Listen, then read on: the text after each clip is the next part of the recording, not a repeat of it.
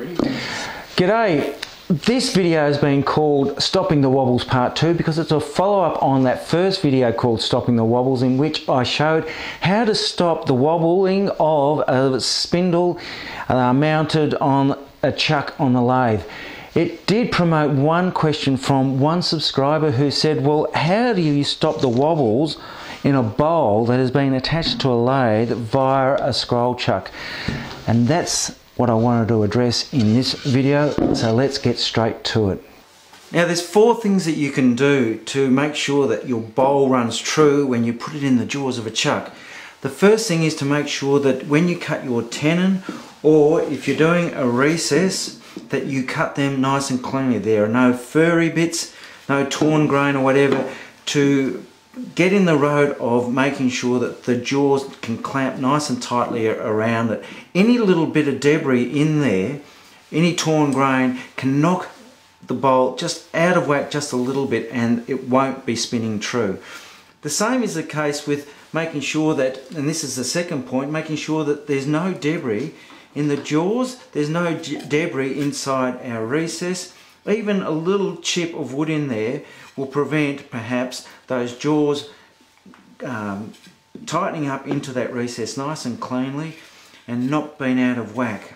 And the same with perhaps a tenon around here. The third thing is, and I've just looked, there's a bit of wood just gone into there, get rid of that. Make sure that's nice and clean around there. The third thing is that when you push your bowl up into the jaws, don't use all your fingers and your thumb like so. One thumb, one finger in the middle. I use my thumb, it's a bit stronger, and tighten like so.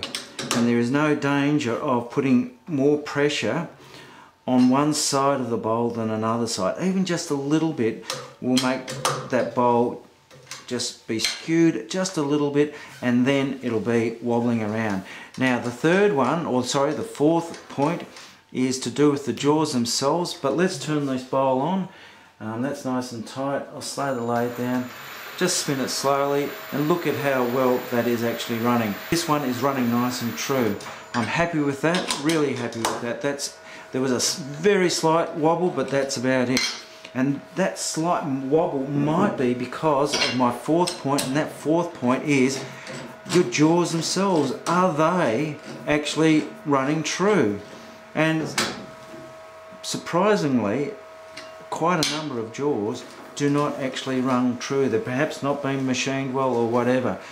Now I'm going to just leave those jaws with a small gap between them and turn that lathe on. Turn it down so it's only running at about 120 RPM, and have a look at the jaws. Now they are running true. I'm very happy with those. But if they're not running true both on the outside and the inside, how can it clamp onto your bowl and get the bowl running true without any wobbles? So make sure that your jaws are running true, and if they're not, you might actually get your tool rest up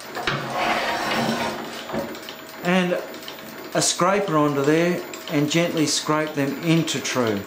And you can even do the inside of those jaws. Now the jaws are not hardened steel, so any high-speed steel will actually be able to scrape off the steel on these jaws and true them up. And I have done that with some sets of my jaws.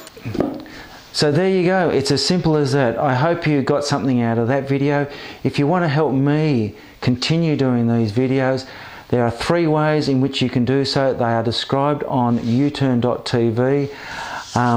3 simple ways. Have a look at those. I'd love your help.